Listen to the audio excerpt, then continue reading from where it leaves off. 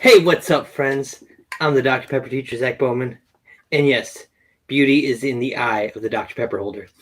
Welcome to another diet episode of the Pepper Pack podcast. As always, with me is my co-host, my friend, my closely shaved head, Mr. Random Dude. Where are you at, Random Dude? There we go. Can I just say how relaxing this is? I know, right? They're cold. And You know like, I just wanted to... Forget putting cucumbers on my face. I'm just going to put cold cans of Dr. Pepper on my face. It's exfoliating, I think is the word that we needed to use. Yes, very, very true. I'm excited for tonight. I'm too. Excited. It's just like a brave new world. We're stepping off a boat and hoping that the water doesn't kill us. Or a giant iceberg. But before we get that going, we have to do something. And just so you know, guys, before he already opened. He's like, I don't think we have a sponsor for this episode. So this episode is basically sponsored by Josh and I. So thank you, Josh and I. But if you would like to be a sponsor, you can go to our little website, bit.ly, whatever. Sponsor us. We have the information there. I have a video. Mm-hmm. It's step by step. A fourth grader could understand it. So super easy. We would love to have you join our team and sponsor us. Mm-hmm. But in that case, crack it open. But okay, so couple of announcements. First, we are getting that much closer to May, specifically May 23rd. And we have something big planned. Oh yes, I mean we talked about it, so I mean it's not a huge surprise, but we will be broadcasting that particular episode live from the Dr. Pepper Museum in Waco, Texas. This is huge. And Josh, I'll be fully vaccinated by then, so we could even sit with like 3 feet apart. I will too. Well, I would say we could hug, but I don't like hugs. We will actually be able to give each other a high five. There we go. Like actual skin going like that. Not okay. Yes, I'm going the right direction. Yeah, not that. Not like that. No. Yeah. So that's the biggest announcement. But even more exciting than that is what we've got tonight. If you guys have watched our previous episodes, we've talked about the Perspective Pepper Pack platform, and we have gone through a number of entries. At least 2 handfuls. At least. I mean, as we were scrolling through, we had a Dr. Pepper in the other hand. Mm-hmm. And we have hand-picked a very special guest for tonight that we want to give a platform to showcase his voice and tell his stories, which I'm excited to hear. Mm-hmm. Absolutely. Now, again, the thing to remember is this is just a platform for people who are not yet in the Pepper Pack, who either have not been able to apply because of the pandemic or have applied and haven't heard back. So there's those factors on why we made this a thing. At the end of the day, we don't have any deciding power, any leverage over Dr. Pepper, but they are listening. So that's the cool part.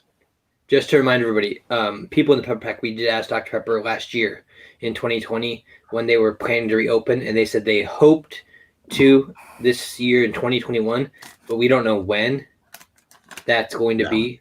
So we just want to use this to assist them in finding those members that are just going to be quality and bring that extra flavor to the pack. Yeah. Well, I think rather than spending more time talking about the platform, how about we bring in our first guest? What do you think, Zach? And this is your show, so I'm going to hand it off to you to introduce. I gotta remember names now. Hold on, you're going to do that to me like that? Okay, I'll just go with first name. All right.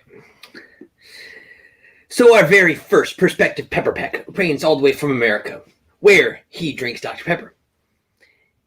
And he has really good stories that I don't want to ruin.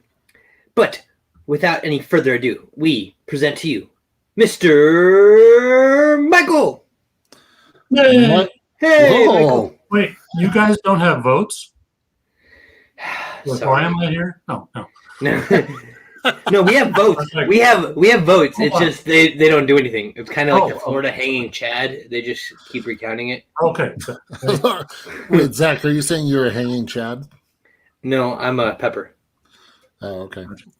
Wow. Anyway, hey, guys. I've got cookies.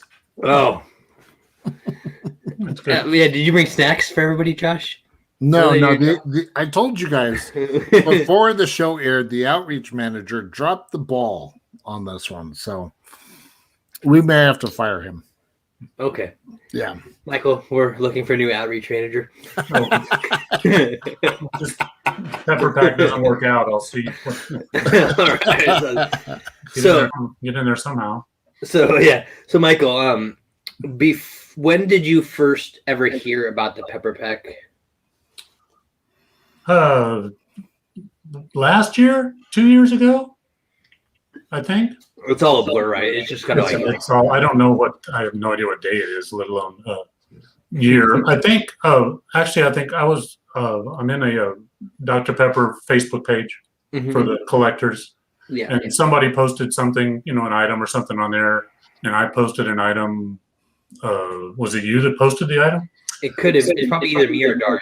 Oh, and I posted something like it, and then you said, "Oh, here, we'd like to talk to you about that sometime." And then I got back 3 days later, and I was like, "Oh, wait, he's a whole thing." Mm-hmm. Yep, that was probably me. Yeah. So I was like, "Oh, yeah." So I was like, "Oh, well, that's cool. We need more Pepper people. Yeah. Passionate Pepper people. Passionate Pepper people. I like that. You like that? It's like You can use it. That's what's the purple people eater or whatever that song is. Yeah. The Passionate Pepper Packers people. Dude, I'm a Broncos fan. I can't be associated with Packers. Come on, man. Come on. I said the Passionate Pepper Packer people. Passionate Pepper Pack people. Yeah. I know. I'll just see myself out and I'll just enjoy it. Okay. Well, since Josh is gone, we're hiring another host. Oh, I'm moving up quick already. I know, right? This has been a great night for you. No, so did you have the ability to apply for the Pepper Pack, or was I don't think back then I did. Okay, because I know that in middle of last year they kind of shut it off just with everything going on. Mm-hmm. I've had lots of people asking me about, hey, I want to apply, but I can't. They won't let me in. So we're just kind of getting our questions out so we can make sure we know what's going on. And if you have an application, we can say, hey, Dr. Pepper, look for his application. There you go. And we'll do these little hand things, and they'll not care. So I guess I'm really curious to know what was your first experience with Dr. Pepper? Like, how did the passion of Dr. That Pepper first big memory that kind of kicked it? Well, I grew up with it. I'm from Texas, so it was plentiful or bountiful or something. I remember Pepperful. going over to a friend's house, and they always had a big icebox full of it and stuff, and they were drinking it there. So I talked my parents into bringing it to our house so we could drink it as there, and we just drank it all the time. But it was only, I guess it was. I'm a little older than you all probably, but there was only like two kinds. It was like real and diet. Mm-hmm. So the regular and the diet. Yeah, it was regular and unleaded. Now, did your regular, was that with the real cane sugar, or is it just the? No, it didn't have the pure cane sugar in it. That was just the Dublin was the pure cane one, and I didn't know about that back then. At the time, yeah. At the time until we came up there, and that's just how I heard about it as far as drinking, and we drank it, all the time growing up. Mm-hmm. Now, when I started this obsession, I don't know what it's a problem. We call it a dedication. It's a dedication. We're dedicated. With collecting, was when I see that. My name is Zach, and I'm dedicated. Hi, Zach. But I'd saved, I think it was a bowling alley way in South Texas in the 70s, and they had a bottle machine there. And I'd get my Dr. Peppers there when I was bowling. And then sometime in the late 70s or 80s, I got one and the label had changed. The bottle label changed. So I was like, these glass bottles? Mm-hmm. Okay. Yeah. So somehow I ended up keeping one of the older ones, the 70s round logos. So I just kept this bottle for sentimental reasons. Or do you still have that bottle? I do, but I probably couldn't tell you which one it actually is because I have several of that make and model. But when I got married afterwards, because I want to see it. Okay. When I got married, I had like a bottle and a can, and me and my wife had a house, and I put up a shelf. Well, it might have been 3 or 4 feet shelf, and I put this bottle on it and this can on it. And I said, "There, I'm a collector." That's how it starts. That was it. Yeah. I feel like that's how any dedication begins. Right. I almost said the O word, but yeah, it only takes one. But that's all I thought there was. There's bottles and cans, and then they started making the difference. So I don't know if you heard how mine started, but I drank Dr. Pepper all through high school. It was an really bad car accident my junior year. All through the recovery, that doctors told me things I couldn't do and would never do again, and I hate when people tell me stuff is impossible. So my senior year, I was just drinking 3 in the morning, and my friend was like, "Dude, you should give me your cans. You could fill your locker up with them. I'll recycle them." And I was like, "You know what? I'm going to fill my locker up, and I'm going to do it just Dr. Pepper cans." So at the end of the year, I did it in one semester. At the end of the semester, I was going to cash it out and go get some money. And another friend came and was like, "Hey, what are you going to do with that?" And I was just sarcastic. I was like, "I don't know. I'll set a world record." And he's like, "It's impossible. You can't do it." And I was like, "Oh, don't tell me something's impossible." So for 3 years, I saved all my Dr. Pepper cans, and Josh probably found this photo already. And I had 4,000 cans. So I applied for the world record, actually when I was at 3,000. And the Guinness World Record people emailed me back, told me the world record was 3,297 that a guy in Italy had that he'd been saving since 1987 from 81 different countries. And I was like, that's cool. I'll be at 3,500 by June. So they sent me the application, and I filled it out, and I get to the last page, like this 6-7 page document, and it says, "Disclaimer, each can must be of a unique design, excluding the barcode." And I was like, so if I buy a 12-pack or 24-pack, all those cans are the same design, that counts as one? They said yes. Otherwise, the manufacturer has the record in their warehouse. And I was like, but I'm a private consumer. So from there, I crushed everything down, recycled them all, but I've been buying and saving one style can of each. So all these cans and everything behind me are all different, unique. There's no two of the same. Okay. So that's how mine got started, with just being told I can't do something and then saying, "Okay, world, let's go." Well, I do have a bunch of cans, and I don't plan on keeping them all at this point in time. There's a want, and then there's like physics and stuff on actual space in the house for things. I know that feeling. and I used to, like, same thing, would save like every kind of different can stuff I got, and but we decided, a lot of people ask me, like, well, what do you collect? Do you collect cans, or do you collect bottles, or what? And I go, and me and my wife we just collect what we like. Yeah, if it looks good, I'm not committed to the cans. I'm not committed to the bottles. I'm not committed to the ads. If it's something that I like the look and. Yeah, I mean, they have bottle guys that do bottles and cans, and we just. So I started with my can and my bottle, and then I looked up, and I had 5 or 6 machines in the garage. Just things, I don't know where they came from. I think you just kicked Zach in the gut. No, he's a little lower. No, this is a family show. So I would love, that's my dream, to get one of those old school, like, teal green Dr. Pepper machines. I don't have they charge for those. They charge for some of them. I'm a teacher. So like, and I have a 2-year-old daughter. Her birthday is actually tomorrow. Oh. So she's got in bed tonight. It's been a crazy day. Terrible Tuesday starting early. Yeah. But I was going to restore all these and everything, and that apparently takes work and money. And well, if you need somewhere to store them, I have a garage here in Kansas that I would gladly show off my room and let you store some here and just sign them over to me, and I'll just dance around and hug them.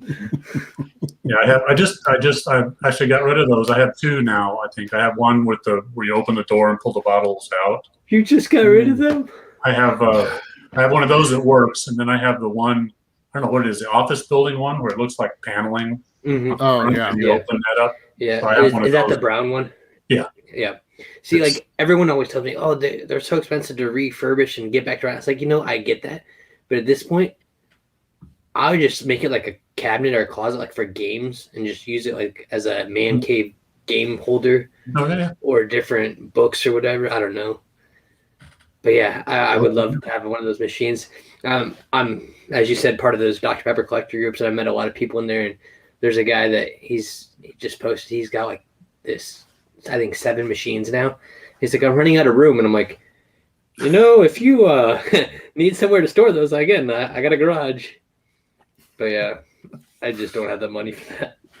So going along with the collector's rabbit hole, that's what I'm going to call it. Okay. You have probably one of the most unique stories that, as we were reading through all the applications, what you had put like caught both Zach and my attention. We were just like, wait, what? I'm very jealous. Share with everyone about this experience that you've had, because to be honest, it is one of a kind. Well, I was trying to think of what year that was. It was the first year I went to the Dr. Pepper convention. It's in Waco every year, but last year, or every year this year.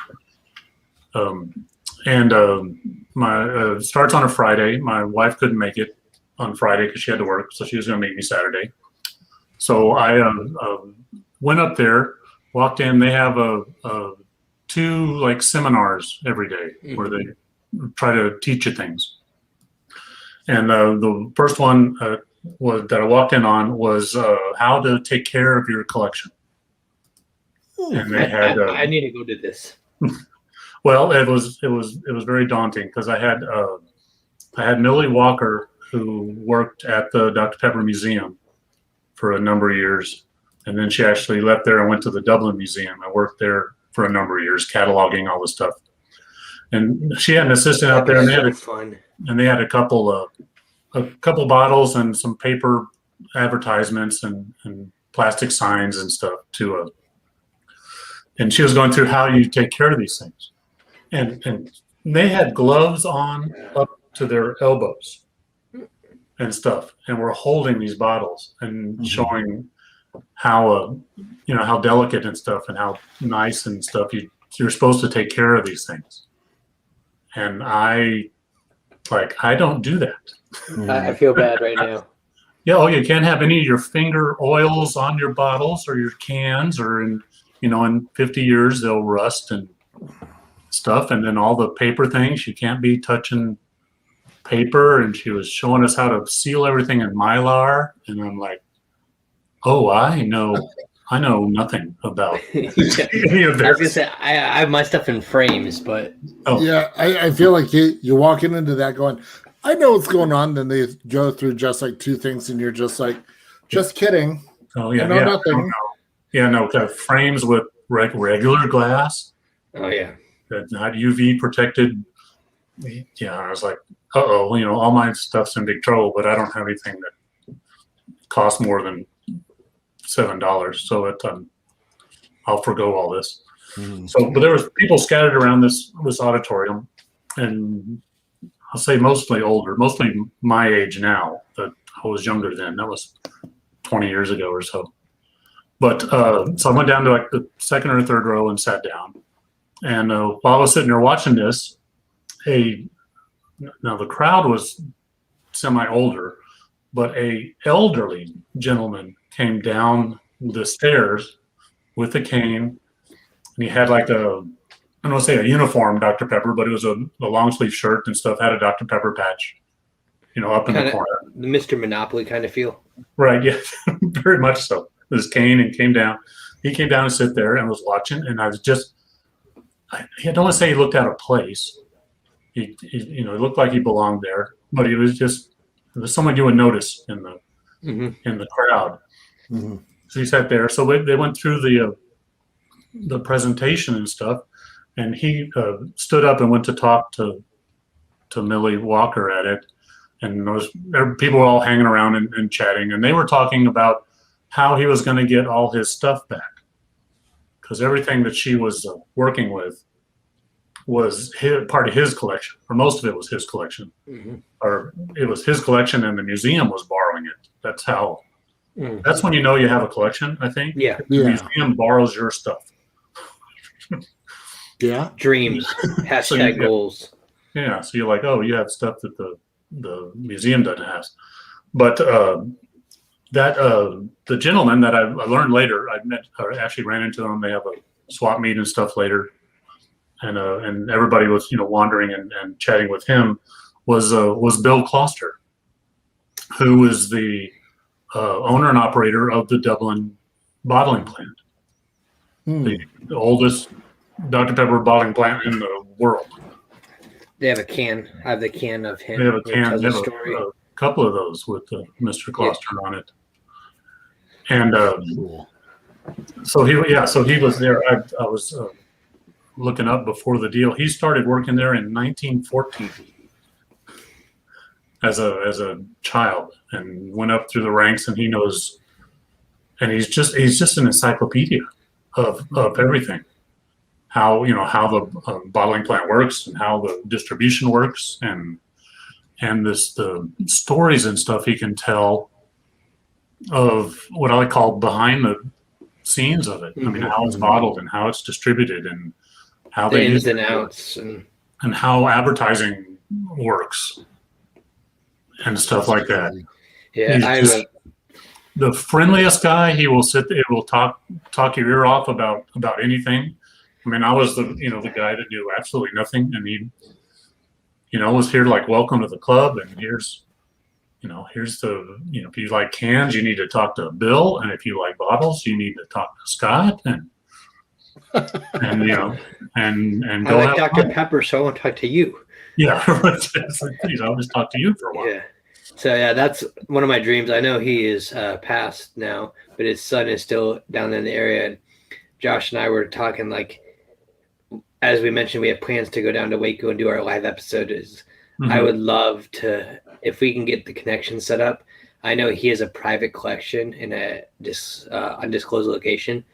If somehow we were able to just go look through that, I would probably just cry the whole time. I would have to literally strap Zach to a gurney, put him in a straitjacket like Hannibal Lecter, and wheel him around. I have self-control. If we let him go, I have self-control. It's hot. If you have a chance to see that collection, no. I'm gonna be like a little kid on sugar without Ritalin, but I'm not gonna touch or break anything because I know I can't afford it. Right. Yeah. Now, when the plant was open, or the plant is open, but when the plant was open to produce Dr. Pepper, you could take a tour through his collection, which I'm sure. I mean, it was huge rooms full of stuff, and I'm sure it was at least 10% of what he owned. Yeah, I've seen antique archaeologists. They took those guys through there on an episode to pick stuff, and then I've seen a documentary on Amazon about it, and I was just like, I just want to see what is out there. I just want to see the different things and appreciate it, and just give it the respect it deserves, because it's just right now sitting in a warehouse where no one gets to appreciate it, and I just want to go appreciate it. But it's also protected from the elements. I mean, probably you'd have to wear a bodysuit. But we're like the 23rd element. All right. I got my Dr. Pepper mask. It's okay. Oh, there you go.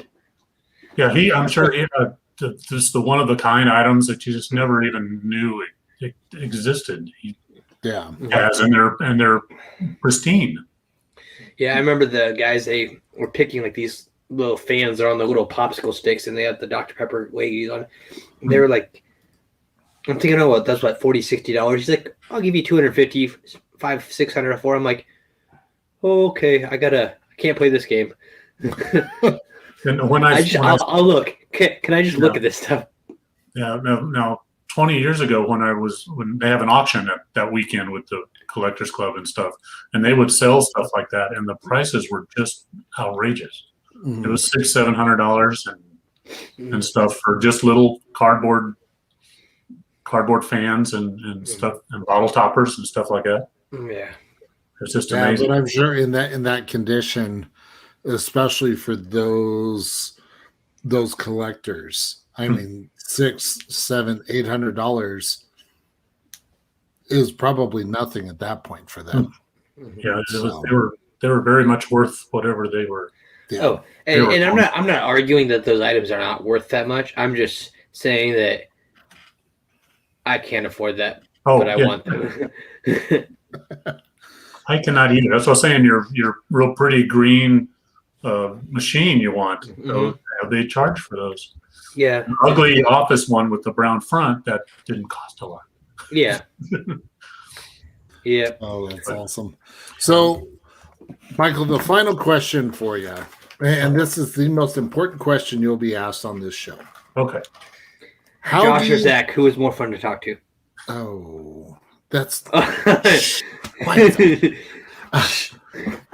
How do you like to enjoy your Dr. Pepper? Do you prefer it in a can, bottle, fountain, IV drip, glass bottle, on tap, glass bottle? Oh. Well, I'll take any of those, but the way I drink it around the house daily is I take a glass and or cup and fill it about halfway full of ice, and then I pour a Dr. Pepper out of a can into it. Is the can chilled prior, or is it room temperature? It is a chilled prior. Okay. So he's got it down. Mm-hmm. That's the normal way I do it, is out of a can. Lately, with the pandemic supply issues and stuff, sometimes I'll have a quart bottle of Dr. Pepper and I will pour it out of that. Mm-hmm. But the can is like a regulator to me. Mm-hmm. That way I won't have 12 of them, because they pile up and you're like, dude, you've had 6 of these. But when I have a quart bottle and stuff, that's a day. It just disappears. Josh and I play video games, and he'll tell you that we'll be playing, and within an hour he'll hear that can crack out 6-7 times, and I'm just chugging them, not even realizing it. I look down, I'm like, gotta buy another 12-pack. Yeah, I do the same thing on the weekend. I have a problem with that. But we live dangerously close to a Sonic. Mm-hmm. Get some extra shots of vanilla in there. Mm-hmm. I put the diet cherry in there a lot, but then I just fill it back up. I always have another can that's. Ooh, I like that koozie. Oh, that's a Collectors Club koozie. Yeah, I saw that old doc on one of my favorite logos. Well, Michael, how about that? 2 things before we go. Okay. Sorry, I didn't mean to cut you off. Hopefully soon, if you can apply, you'll get this cool little box that says you're a part of the Pepper Pack. Cool. Because they sent that to us. And then for everyone listening, be sure to check out our next regular episode, because I am going to sample these on our next recording. I got the 0 sugar regular Dr. Pepper, 0 sugar cherry, and the 0 sugar cream soda. And I will tell you about my thoughts on them. So that will be on our next regular Pepper Pack podcast episode that will be on the 23rd. Oh, cool. 23rd. From Waco. No. Oh, no. No, that's Go ahead, Josh. Yeah, we're gonna make Zach wait until May 23rd to have that. That's our 1-year anniversary of our podcast. So for our 1-year anniversary, we're gonna transportation down to Waco. It gives me a reason to come watch you guys. Yeah, absolutely. That'd be great. And for anybody else, and that's a great thought. For anyone else who is who lives in Texas, who's near Waco. If you guys want to come meet us, we will be out there. As we get closer, we'll give details and stuff like that. I think it'd be fun to do a meet and greet with everyone. So cool. But Michael, thank you so much for coming onto the show. This is absolutely fantastic, and to hear your experience of meeting Mr. Closter is just Closter. Yeah, is just mind blowing to me. So I'm very jealous. Very lucky to know the man. Yeah, awesome. And we'll make sure as soon as we catch wind of the applications opening up, we'll make sure to let you know as well.